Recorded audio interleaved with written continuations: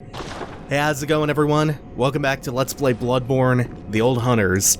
Today, we're going to be moving on to a new area away from the underground corpse pit and shedding some more light on the goings-on of the healing church. Shrouded by night but with steady stride, coloured by blood but always clear of mind, proud unto the church. Beasts are a curse and a curse is a shackle. Only ye, the true blades of the church.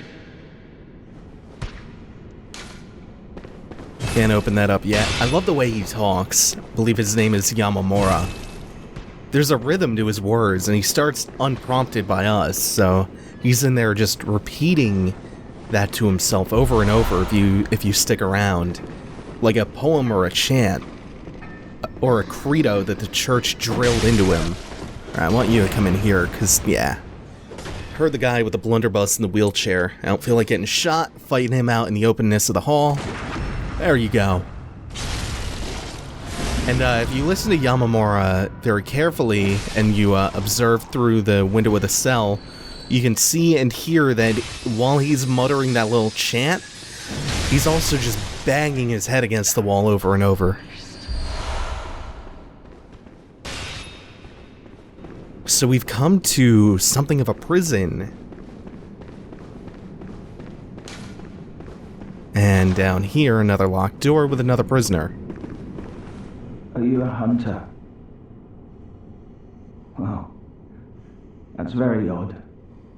Do you hear the toll of the bell? Liar.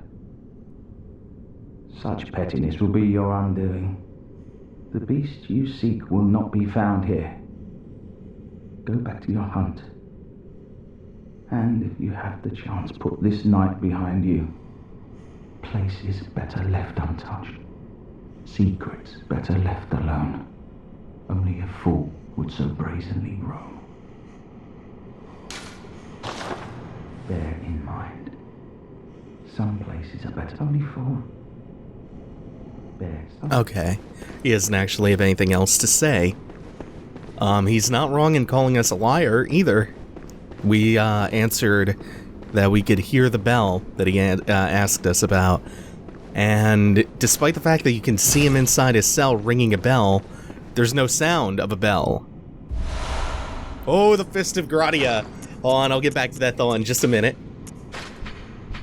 A chunk of iron fitted with finger holes, the hulking hunter woman's simple Gradia, ever hopeless when handling hunter firearms, preferred to knock the lights out of beasts with this hunk of iron, which incidentally caused heavy stagger. Gradia was a fearsome hunter, and onlookers, her unrelenting pummeling appeared oddly heroic. No wonder this weapon later assumed her name. It's not even like you can't even call these iron knuckles. It's just a big-ass slab of iron with some finger holes. And this does not take your right-hand weapon slot. This takes your firearm slot. Yeah. I love you, Simple Gradia. You're the best. That's also probably her body in that cell. Why she was confined to these cells? We don't know, but Brador, which is the name of the hunter who we were just talking to, the one with the bell, he alludes to secrets better left untouched. He's not the only one who's done that in this DLC either. Simon. Oh. These milky, glowing cataract eyes. The healing church is concealing some kind of secret down here. And in all likelihood, they're imprisoning anyone who could reveal the nature of those secrets. And we already knew from the base game they were up to some dirt, so what is so dirty that they would have to hide it away from the world who already knew the rest of their goings-on? That is an intriguing question, which we will get answers to. Also, another spot resembling, I believe this is the actual grounds of the Grand Cathedral, even though geographically that doesn't seem to make as much sense. You'll kind of see why I think that later on. She is muttering some kind of prayer, much like Amelia was.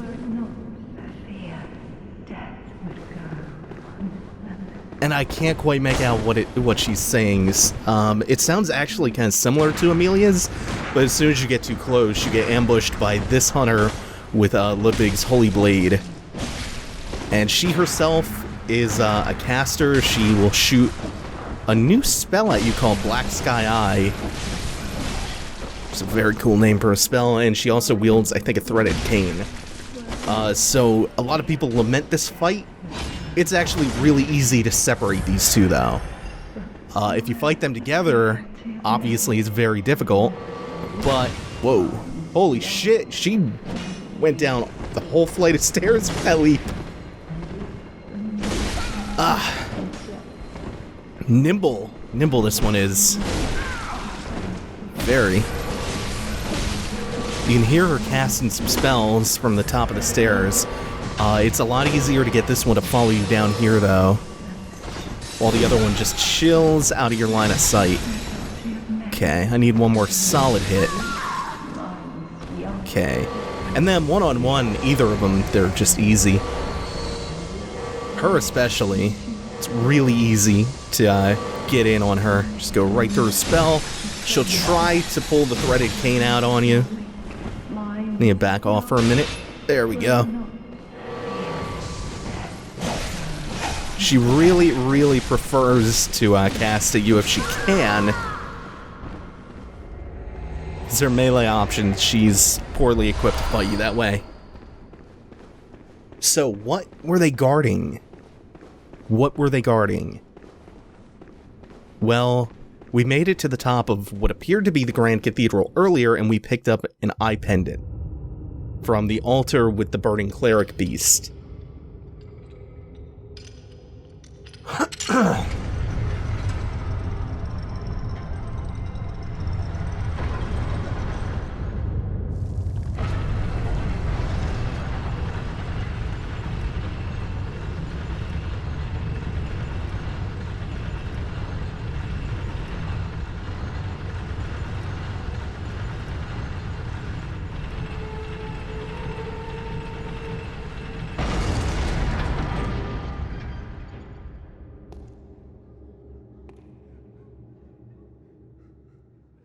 I didn't notice this before, but one of those statues looks like Master Willem.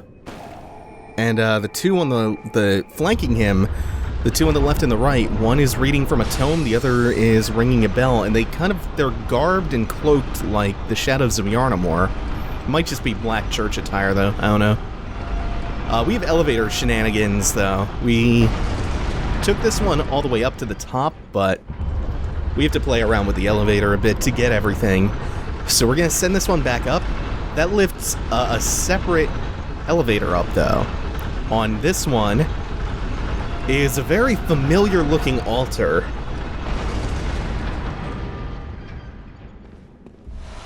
One with Laurence's skull on it. So you know we'll be taking a look at that. Skull of Laurence, the first vicar of the Healing Church. In reality, he became the first cleric beast, and his human skull only exists within the nightmare. The skull is a symbol of Laurence's past and what he failed to protect. He is destined to seek his skull, but even if he found it, he could never restore his memories. Laurence's skull. His human skull only exists within the nightmare. His human skull only exists here. So he died a human in the nightmare, became a cleric beast, and his beast skull was recovered and brought to the waking world?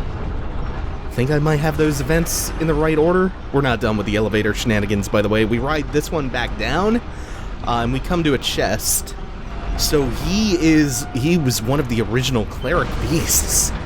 That really seems to put the brakes on my theory about Laurence being the bloodletting beast in the Chalice dungeons. However, I still have my reasons for believing that theory, but the church cannon is an oversized weapon used by the Healing Church, a type of cannon that fires with a curved trajectory and creates an explosion upon impact.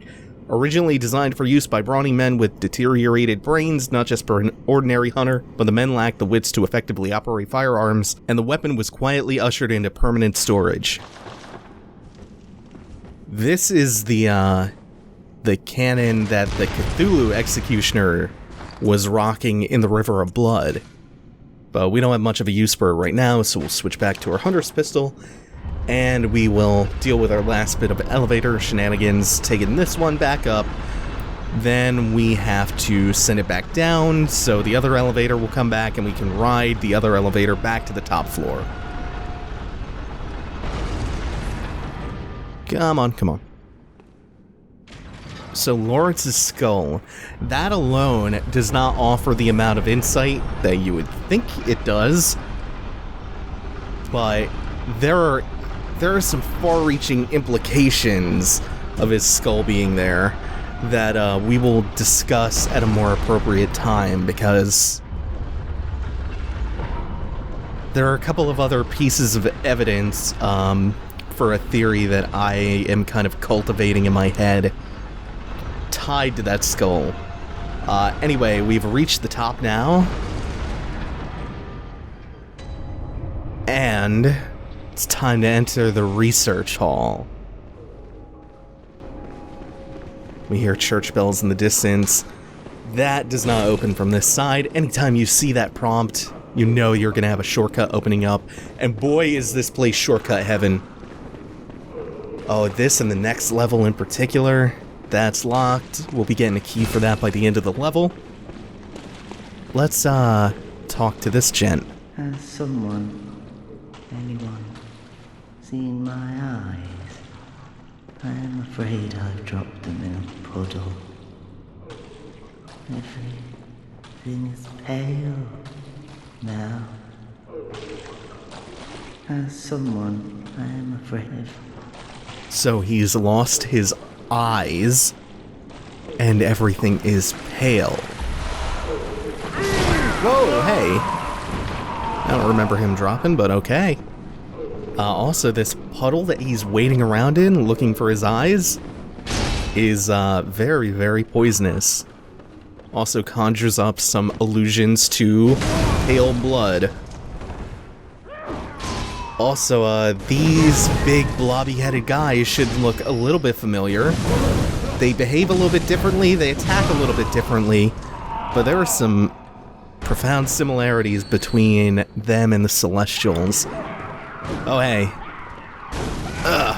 God, this is what happens when I try to play around and show off a weapon that I'm not super familiar with. I love this boom hammer, but I just haven't spent as much time messing around with it, so if it looks a little bit sloppy, it's just inexperience.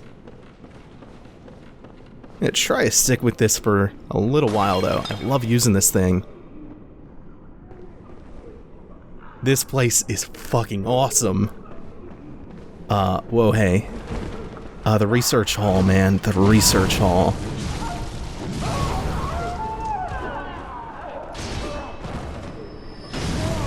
The way this level is laid out is incredible. It's a gigantic multi-storied weave. There are paths that are constantly crisscrossing. It's enormously vertical. It feels like a cross between the Duke's Archives and Latria. The Duke's Archives connection won't make sense until we've progressed a little bit more. But it's more than just a profane research facility. Oh, that was beautiful. Yeah, but the design of this level, it really is impeccable. The atmosphere is, Miyazaki really wanted to recreate the atmosphere of Latria, that just thick, heavy, oppressive atmosphere, just everywhere in Bloodborne, and I think this level succeeds brilliantly at that. Just impeccable. So, this... Oh? Free me from this place before I go mad. They are begging for death. The ones who aren't already mad. And I always feel compelled Please, take my hand. to put them out of their misery. Help me. Oh, I accidentally didn't let that one finish his sentence. Please don't let me drown. He was also referencing a Lady Maria, who we've not yet met. So not many of them are even sane enough or rational enough to process speech. There's the one down below, sifting through the poisonous pale puddle for his eyes. There are these ones who are just begging to be put out of their misery. The rest, utterly mad. Like this one is just attacking nothing. And you can use that. Damn it! Oh, twice. Missed the backstab twice. You can take advantage of the fact that he is just groping around with what looks like a big ass IV stand. Holy shit.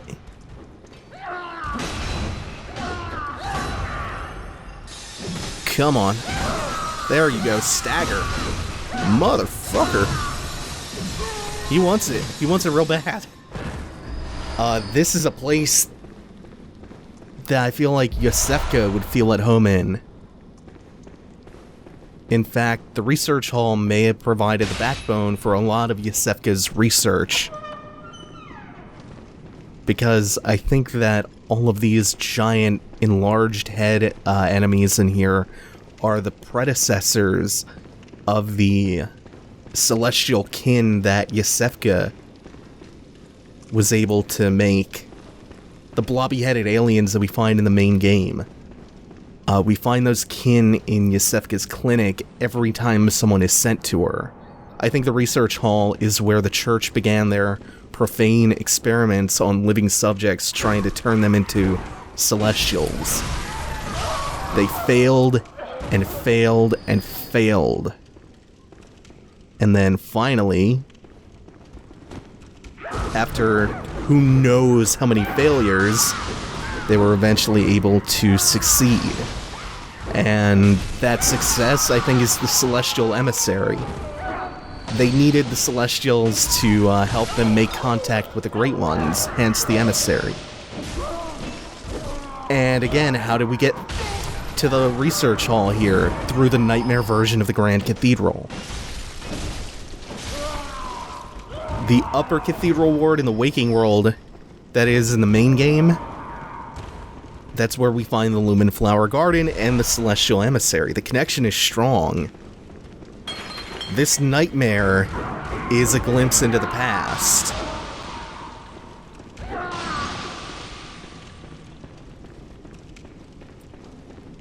This level is also incredibly disturbing.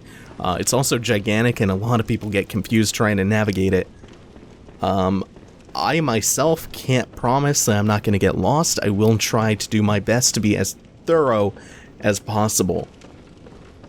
To the game's credit, though, oh, this one's kind of new. This one's naked. You can see they're just kind of gaunt. Emaciated. To the game's credit, is in this level's design, oh, you have to watch out for those traps, those exploding beakers and stuff. There are pressure plates like that. Ah! I thought I was a little bit far enough back. Nah. Everything always feeds back onto itself, so you will eventually make it where you're trying to go. That works too. Get off of there.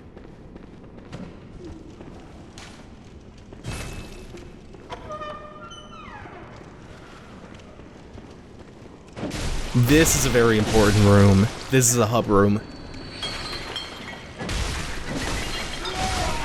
First, we have to clear all of these dudes in the wheelchairs out, though.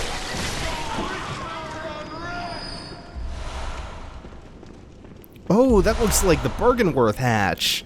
Okay, so we have two elevators in this room. One on the left here, and then the one behind me. Plus, we have the door we entered from and the ladder at the back of the room. So, these are two different shortcut elevators, one of which we haven't activated yet. So we can go down here. We can actually continue out the way I came out here. There are still pathways to take, I think. Like, I can drop down onto that, but that leads to an incomplete staircase. A staircase that leads out to nothing. Lady Maria, save me, please. I don't hear anything. Oh, Lady Maria, save me. Again, more references to Lady Maria being kind of a savior for these people. And that NPC begins, yeah, you see here. You can see right above this incomplete staircase, there's a doorway, but we don't have access to it yet. That NPC begins a really interesting trend where the whole game we've been dealing with people searching for eyes and eyes on the inside and insight and seeing the eldritch truth. Oh, you're still alive. A lot of NPCs here are going to refer to being unable to hear or to hearing a peculiar sound. And if you look far enough below, you can actually see the Lumen Flower Gardens from here, along with a couple of other interesting vistas. Plip Plop. Plip Plop. Yeah, what else do you have to say, buddy? What are you doing? Tending to a single Lumen Flower, huh? Splish, splash, splish, splash. These are words to live by. Plip Plop. Plip Plop. Tell me more. Splish, splash, splish, splash. Interesting, interesting. Plip plop, plip plop, splish splash, splish splash. Thanks for watching, everyone. Take it easy, have a good one, and don't forget to plip plop.